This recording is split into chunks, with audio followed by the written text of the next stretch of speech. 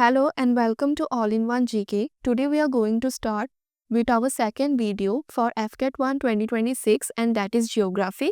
इससे पहले मैंने हिस्ट्री का वीडियो डाल रखा है, उसकी लिंक मैं डिस्क्रिप्शन में दे दूंगी, आप देख लेना.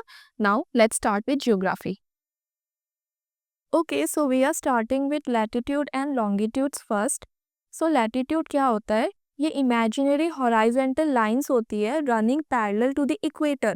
सो equator is this 0 degree. Okay, अब जो ये पैरेलल लाइंस है ना इक्वेटर की, इसे हम बोलते हैं लैटिट्यूड्स और ये हम मेजर करते हैं in degree north and south from the equator. अब ये पूछा जाता है कि 1 डिग्री कितनी होती है, सो दैट इज 111 किलोमीटर. और टोटल कितने लैटिट्यूड्स होते हैं? 181, क्योंकि 90 नॉर्थ होते हैं और 90 साउथ में होते हैं और एक जो हमारा 0 डिग्री वाला लैटिट्यूड है, सो 181. अब लॉन्गिट्यूड्स क्या है? लॉन्गिट्यूड इमेजिनरी वर्टिकल लाइंस है running from north pole to the south pole. ये आप सबको पता है, that is this is the north pole and this is the south pole.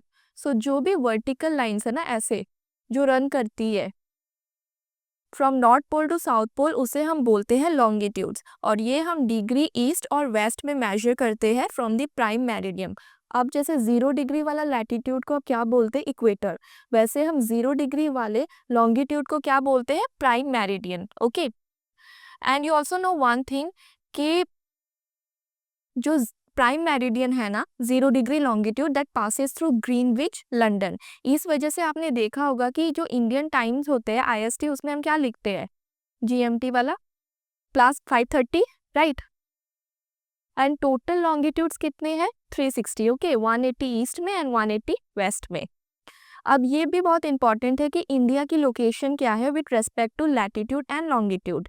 So latitude range है इंडिया का 8 डिग्री 4 मिनट नॉर्थ से 37 degree 6 minute north तक and longitude range है 68 डिग्री 7 मिनट ईस्ट से लेकर 97 डिग्री 25 मिनट ईस्ट तक. और India जो है ना ये नॉर्थ ईस्टर्न हेमिस्फीयर में लाई करता है. ठीक है, इंपॉर्टेंट. अब जो IST है इंडियन स्टैंडर्ड टाइम, वो क्या है? That is 82 degree 30 minute east और ये मिर्ज़ापुर जो यूपी में है ना वहाँ से पास करता है. So important. ओके, अब आपको IST मैंने बता दिया, that is plus 530 ahead of GMT. और जो इंडियन स्टैंडर्ड टाइम है ये कितने स्टेट से पास होता है? ये 6 स्टेट से पास होता है. ये काफ़ी इंपॉर्टेंट है, एग्जाम में रिपीटेडली ऐसे क्वेश्चंस आ रखे हैं. सो वो 6 स्टेट कौन से हैं? That is Uttar Pradesh. We have seen that Mirzapur UP.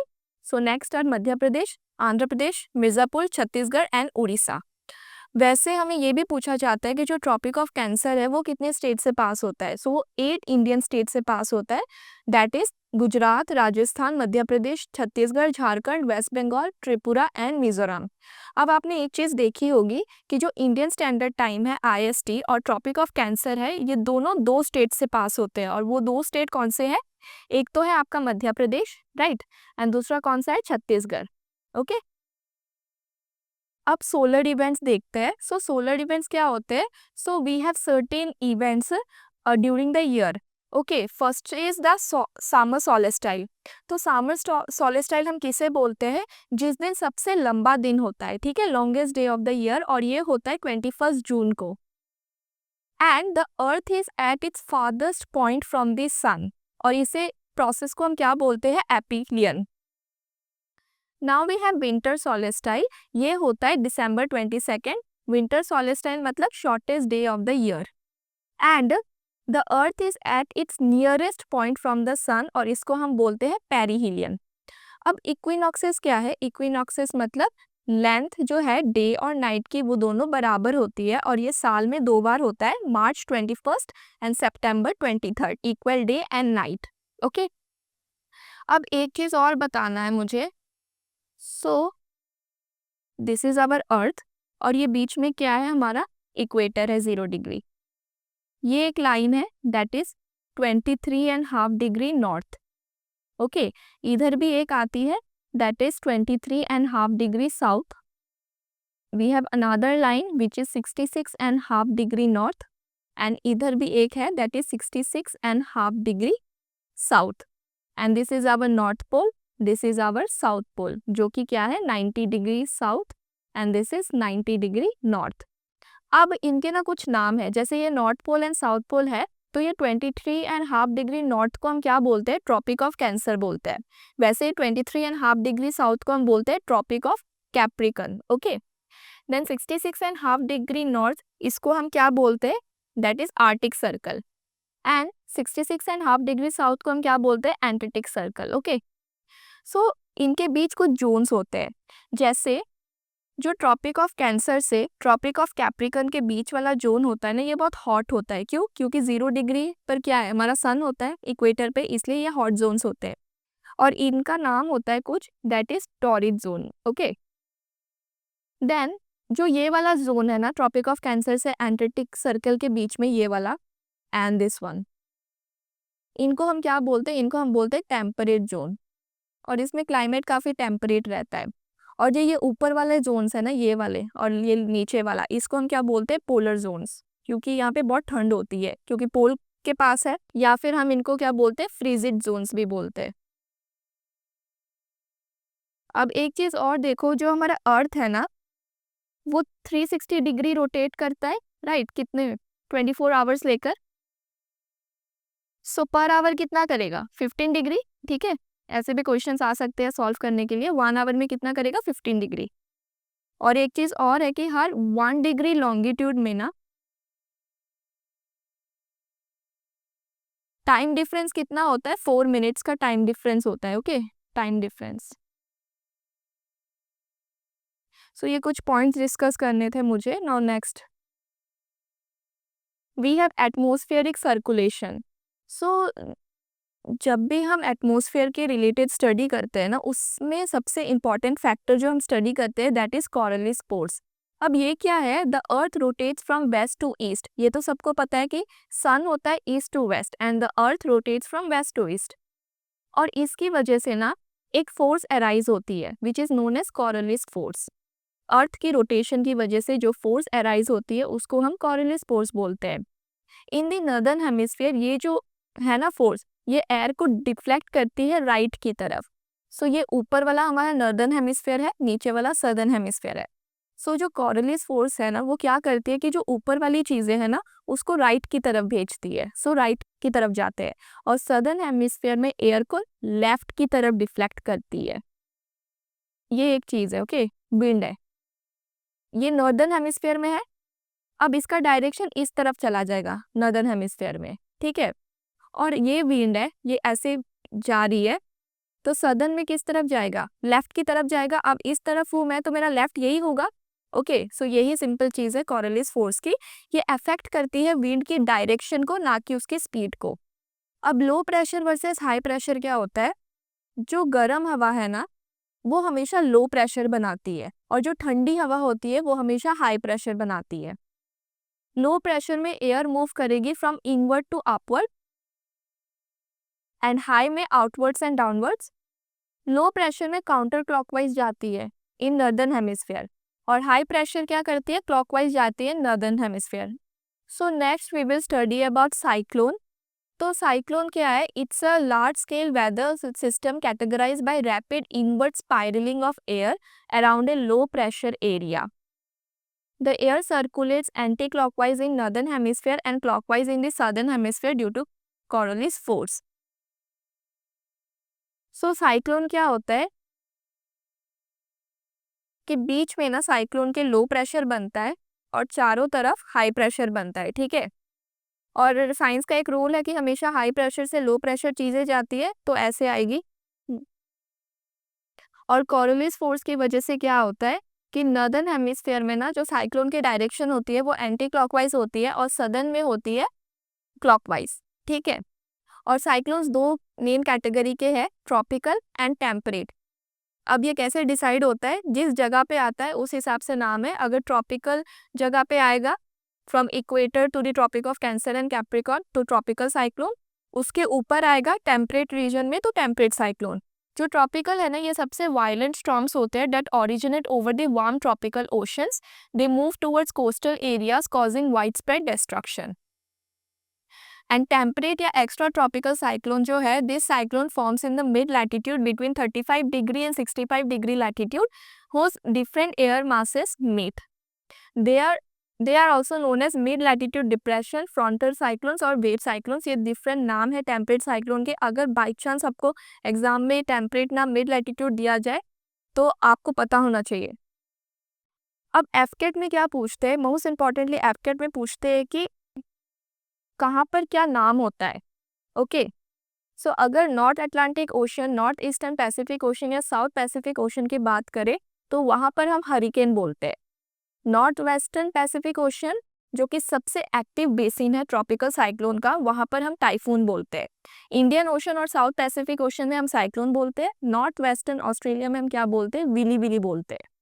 और अगर आपको इन डेप्थ जानना है कोरोली स्पोर्ट्स, high pressure, low pressure zones और साइक्लोन के बारे में, तो पिछली बार मैंने सीडीएस के लिए बहुत इन डेप्थ पढ़ा रखा है, उसका वीडियो मैं लिंक कर दूंगी, तो आप वहाँ से देख लेना, आपको और अच्छे से समझ आ जाएगी कि ये चीज़ें क्या होती है।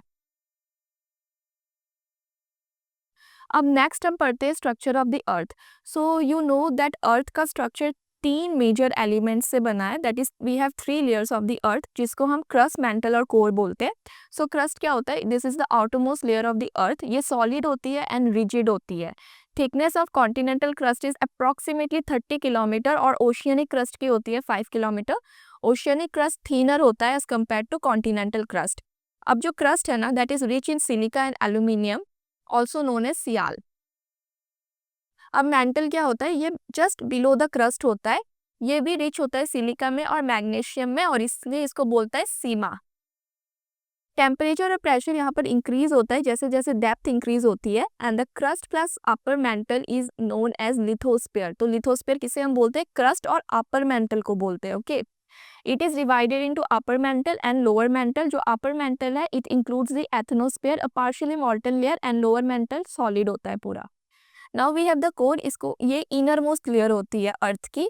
ये मेनली कंपोज्ड होती है निकल और आयरन से, इसको हम बोलते हैं nife. It is also divided into outer and inner core. जो आउटर कोर होता है वो लिक्विड का बना होता है, responsible for earth's magnetic field, and inner core solid extremely hot. Now next we have the highest peaks of each continent.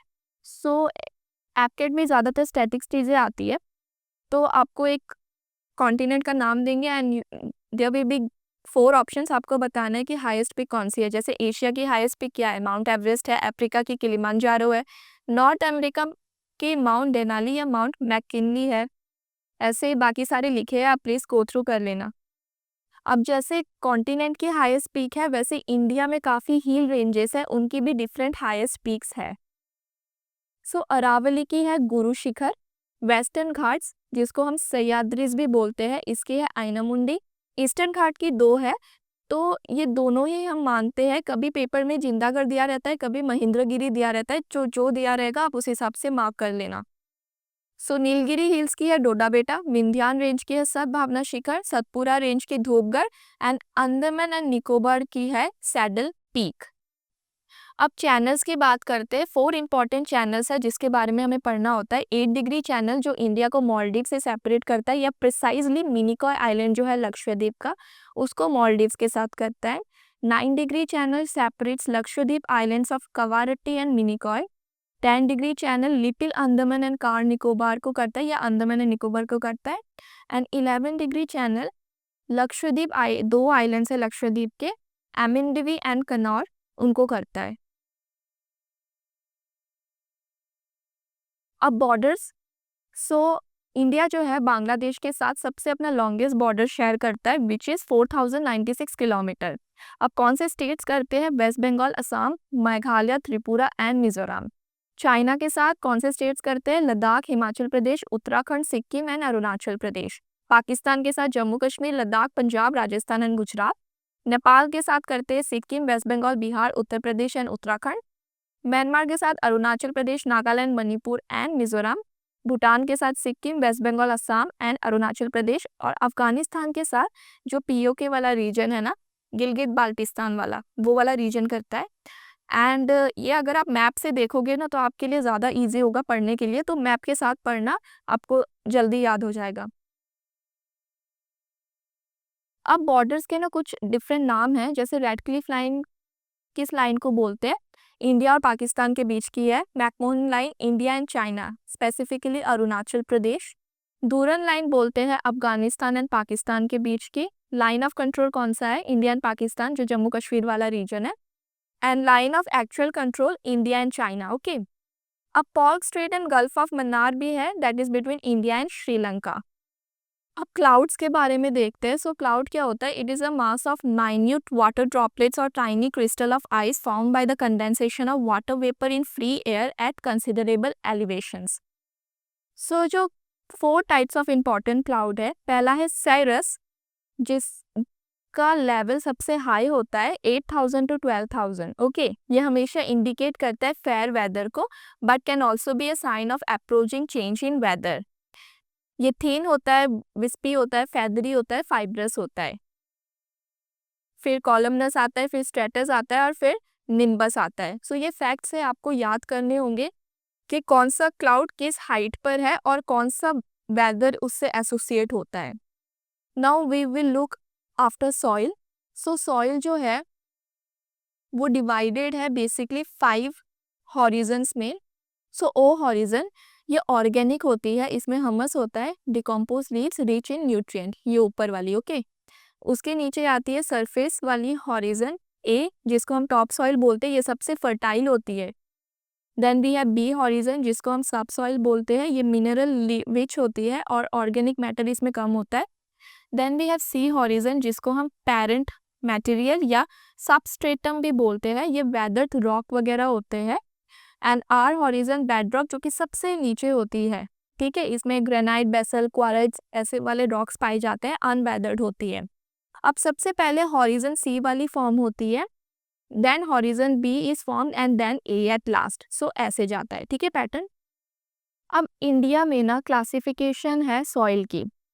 So alluvial soil जो है, इसके 2 टाइप है, भंगार जो कि ओल्ड एंड खद्दर जो कि न्यू वाली सॉइल को बोला जाता है। ये डेफिशिएंट है नाइट्रोजन एंड हम्मस में और रिच है पोटाशियम लाइम में। इसके मेजर क्रॉप कौन से हैं? Rice, wheat, sugarcane, cotton, jute, मेज। अब ब्लैक सॉइल को रेगुर सॉइल भी बोला जाता है, ये कॉटन के लिए काफ़ी अच्छी होती है और ये चीज़ बार बार एग्जाम में पूछी गई है। ये डेक्कन प्लेट्यू जो है ना, वहाँ पर पाई जाती है। और जो बेसिकली सारी सॉइल्स है ना, वो हमेशा नाइट्रोजन में डेफिशिएंट ही रहती है, इसलिए एनपीके जो आता है ना, वो हमें यूज़ करना होता है। Rest you go through it. ये बाकी के सॉइल है, red soil, laterite soil, desert soil and mountain soil. कहाँ पाई जाती है, कौन से क्रॉप्स ग्रो करते हैं and what are their features. एक और टैक्सोनॉमी होती है, national bureau of soil survey and land use planning. ठीक है, उनके हिसाब से इंसेप्टिसॉल्स करके एक सॉइल है, ये सबसे ज़्यादा पाई जाती है इंडिया में। ठीक है, 40% से भी ज़्यादा। बेसिकली जो इंडो गैंजेटिक प्लेन्स है, रिवर बेसिन है या पेनिसुलर इंडिया है ना, वहाँ पर ये मिलती है। उसके अलावा एंटीसॉल, एल्फिसॉल और वर्टिसॉल्स भी है। ठीक है, सो ये यूएस के टैक्सोनॉमी के हिसाब से है। और एक चीज़ और है कि जो गुजरात है ना, उसमें इंडिया की सबसे ज़्यादा सैलाइन सॉइल है। Now next we have the crops. So rabi, kharif and zaid crops. Rabi का सोइंग टाइम है October December and harvest time है अप्रैल से जून तक। बेस्ट एग्जांपल है wheat, barley, mustard, gram and peas. और इसके लिए हमें कूल एंड ड्राई क्लाइमेट चाहिए होता है and modern irrigation. Kharif crop जो सोइंग टाइम है जून जुलाई, हार्वेस्ट है सितंबर अक्टूबर में। बेस्ट एग्जांपल है खरीफ क्रॉप के rice, maize, cotton, jute, sugarcane, soybean and bajra. इसके लिए हॉट एंड वेट मानसून चाहिए, हॉट एंड वेट समर चाहिए एंड हैवी मानसून चाहिए। एंड जायद क्रॉप जो कि शॉर्ट सीजन क्रॉप है, मार्च जून में हम इसको सो करते हैं एंड हार्वेस्ट हो जाती है बिफोर मानसून। एग्जांपल है watermelon, cucumber, musk melon, fodder crops. इसके लिए वार्म एंड ड्राई वेदर चाहिए एंड अच्छी इरिगेशन भी चाहिए। अब 2 तरीके के और क्रॉप्स होते हैं, cash crops and plantation crop. So जो क्रॉप्स हम ग्रो करते हैं to make profit, okay, to earn cash, so उसे हम कैश क्रॉप्स बोलते हैं। अब इसमें मैंने सॉइल्स लिख दी है कि कौन सी कैश क्रॉप्स है और कौन से सॉइल में ग्रो करते हैं। और एक प्लांटेशन क्रॉप होते हैं जो लार्ज स्केल में हम प्लांट करते हैं, लाइक टी, कॉफ़ी ऐसे वाले, जो कि एक्सपोर्ट और इंपोर्ट या कॉमर्शियल पर्पसेस के लिए हम यूज़ करते हैं। Now next we have passes कि कौन सा पास किस रीजन को कनेक्ट करता है इंडिया में. सो नाथुला एंड जेलेपला ये दोनों सिक्किम में है. सो नाथुला जो है ये सिक्किम को चाइना से एंड जेलेपला भी सिक्किम को चाइना से कनेक्ट करता है, the Tibet region. Then Shipki La pass ये बहुत इंपॉर्टेंट है. जो सतलुज रिवर है ना वो इंडिया में इसी पास से एंटर होती है और ये हिमाचल प्रदेश में है. ये जो किन्नौर है हिमाचल में उसको चाइना से कनेक्ट करती है. वैसे रोहतांग पास जो हिमाचल में है वो कुल्लू को लाहौल एंड स्पीति से करती है. So various passes are there. ये एग्जाम में पूछा जाता है कि कौन सा पास किस स्टेट में है या फिर किसको किससे कनेक्ट करता है. Now we have grasslands. So कौन से रीजन की ग्रासलैंड को क्या बोला जाता है. सो अफ्रीका में जो ग्रासेस होते हैं उसे हम सवाना बोलते हैं. अर्जेंटीना में पैम्पस, ब्राज़ील में कैंपस, वेनेजुएला या कोलंबिया में ल्यानोस. नॉर्थ अमेरिका वाला जो रीजन है यूएस कनाडा उसमें हम पेरिस बोलते हैं. यूरोप एशिया में steppes. So go through this. Likewise we also have some grasslands of India but majorly continents के पूछे जाते हैं ऑफ द वर्ल्ड. सो जो शोला ग्रासलैंड्स है ये तमिलनाडु, केरला, कर्नाटक जो वेस्टर्न घाट्स है ना वहाँ में पाए जाते हैं. देन वी हैव मार्ग. आपने सुना है ना गुलमार्ग, सोनमार्ग. सो वो जम्मू कश्मीर वाला रीजन है. Bugyal Uttarakhand and Himachal Pradesh. Terai Duar it's in Uttarakhand, Uttar Pradesh, Bihar, west Bengal and Assam. Banni grasslands in Gujarat जो कि कच्छ डिस्ट्रिक्ट है ना वहाँ पर. And Doab between rivers. Okay, river के बीच का जो प्लेन एरिया होता है ना उसे हम दुआब बोलते हैं. So next we have the railway zones. So 19 railway zones है आज टोटल इंडिया में एज ऑफ 2025. ये इंपॉर्टेंट है बिकॉज रेलवे जोन के हेडक्वार्टर्स पूछे जाते हैं. ओके, जैसे सेंट्रल रेलवे जोन कहाँ पर है, मुंबई में है. ईस्टर्न वाला कोलकाता में, नॉर्दर्न वाला न्यू दिल्ली में. ऐसे आप गो थ्रू करना. Basically take a map and then go through it, ऐसे इजी हो जाएगा. अब नॉर्थ ईस्ट वाला गोरखपुर में है. नॉर्थ ईस्ट फ्रंटियर जो है वो गुवाहाटी में है. So don't confuse. This are the rest. So now we have the rainfall. So जो इंडिया में है ना दो मेजर टाइप के रेनफॉल होते हैं. So that is the south west monsoon and the north east monsoon. So जो south west monsoon है इसका टाइम पीरियड जून से सितंबर तक है जो कि समर में होता है यूजुअली. और ये प्राइमरी रेनी सीजन है इंडिया का as you know. It is split into two branches, Arabian sea and bay of Bengal. जो अरेबियन सी वाली ब्रांच है it hits the western Ghat first causing heavy rainfall along the west coast and it then moves inland towards central and northern India. अब बे of Bengal वाली बे of Bengal के ऊपर travel करती है, heavy rainfall cause करती है नॉर्थ ईस्टर्न स्टेट में and the eastern coast. It then moves west providing rain to the Gangetic plains. Kerala पहला स्टेट है to receive the monsoon shower. ये भी काफ़ी बार पूछा गया है. And Tamil Nadu lies in the rain shadow zone of west monsoon. Very very important. कितनी बार ये पूछा गया है कि तमिलनाडु में कौन से मॉनसून से रेनफॉल होती है. So we will see that. So the north east monsoon जो कि विंटर मानसून है अक्टूबर से दिसंबर तक. These winds blow from land towards the sea. They are generally dry. However, when they pass over the Bay of Bengal, they pick up moisture, leading to rainfall on the southeastern coast of India. अब ये main source of rainfall है south eastern part of India का, particularly Tamil Nadu and parts of Andhra Pradesh. So Tamil Nadu rain shadow zone था south west monsoon का. तो पूछा जाता है कि फिर तमिलनाडु में कौन से मानसून से रेनफॉल होती है. सो that is north east monsoon या फिर इसको हम बोलते हैं रिट्रीटिंग मानसून. अब मानसून के कुछ नाम होते हैं like pre monsoon showers. Mango shower, cherry blossom या कॉफ़ी शावर हम केरला एंड कर्नाटका में बोलते हैं. टी शावर्स हम बोलते हैं असम एंड वेस्ट बंगाल में. बडोईसिला बोलते हैं असम में. और north west that is Kal Baisakhi in west Bengal, Assam, Bihar, Jharkhand and Orissa. Now we have coast line. So India की टोटल कोस्ट लाइन कितनी है 7516. बट अब करंट अफेयर में ये रिवाइज हो गई है. तो ये कितनी है आप ये कमेंट्स में बताना. 11,000 समथिंग है. दो मेजर टाइप के कोस्ट है, western coast and eastern coast. Western coast कौन सा है, Konkan coast, Malabar, Karnataka and Gujarat coast. अब ईस्टर्न कोस्ट कौन सा है, Coromandel coast, Tamil Nadu coast and Andhra Orissa coast.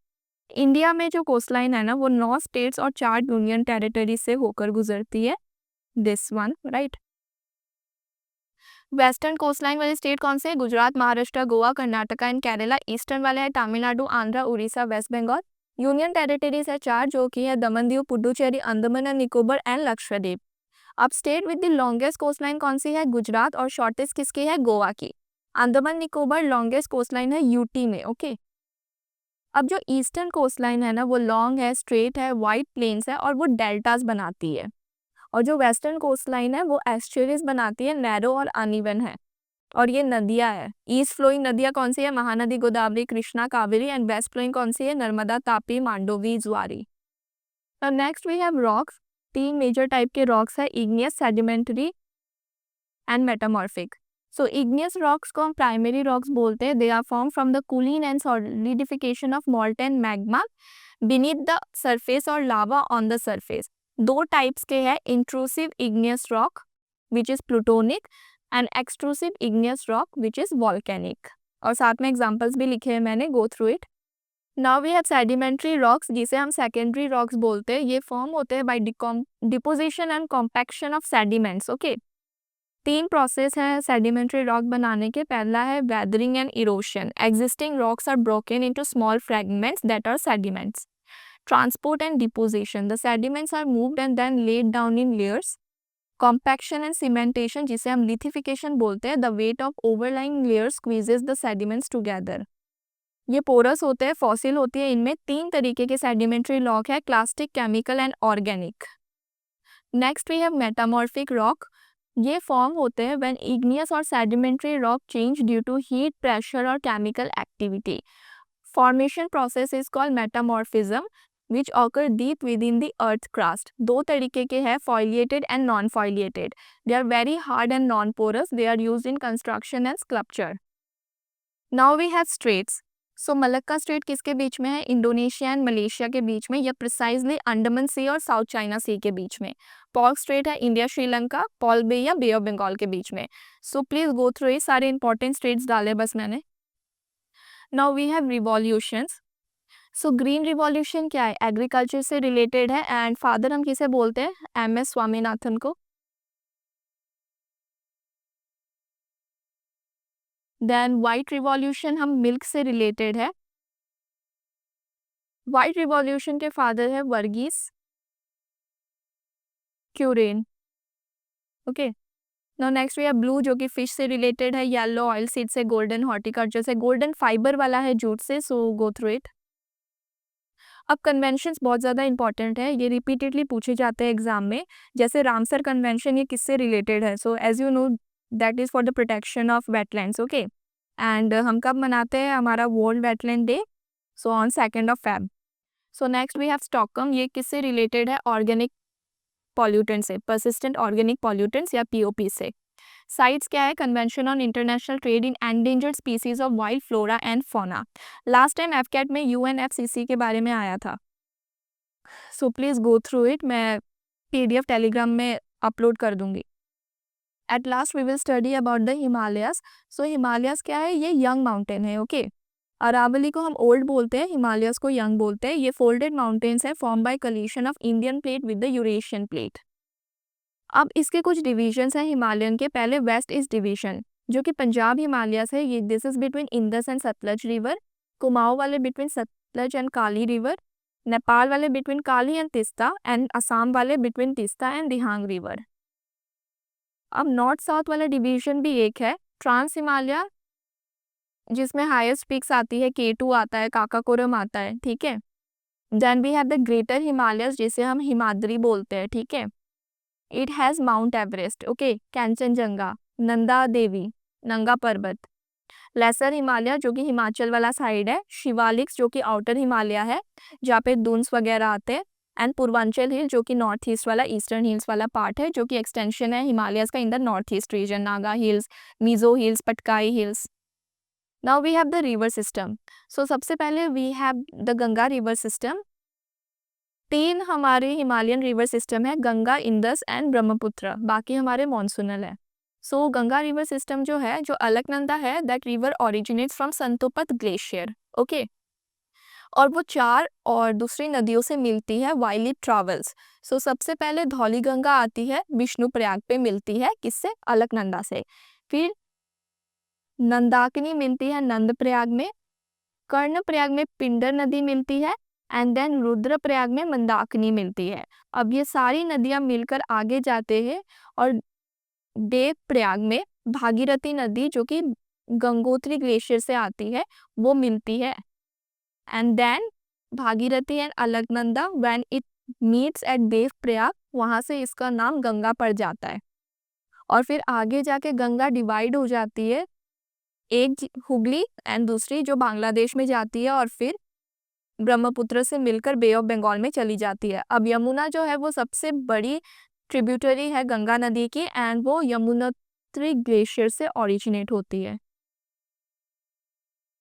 Next we है ब्रह्मपुत्र रिवर सिस्टम। ये अंगसी ग्लेशियर या चैमयांगडंग ग्लेशियर जो है ना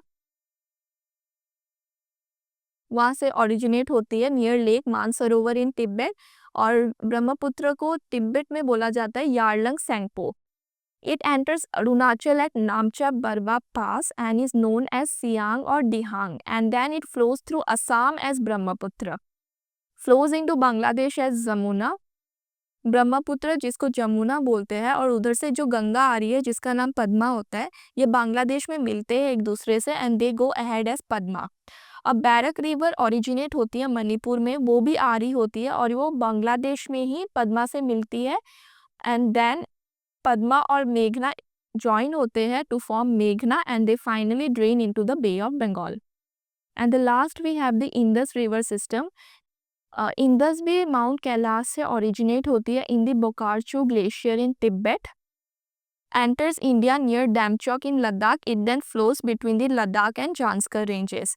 अब ये पाकिस्तान में फ्लो होती है थ्रू ले, बाल्टिस्तान एंड गिलगिट, पाकिस्तान के पंजाब वाले प्लेन में एंटर करती है and finally drains into the Arabian sea near the port of Karachi.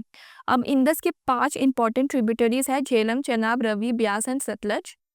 अब इंडस वाटर ट्रीटी आपको पता है कि साइन हुई थी ना 1960 में, जिसमें 3 नदियां इंडिया को दी गई थी और 3 बाकी पाकिस्तान को by world bank. So India को ईस्टर्न रिवर्स का कंट्रोल मिला था रवि, ब्यास एंड सतलज, एंड पाकिस्तान को इंडस, झेलम एंड चेनाब का।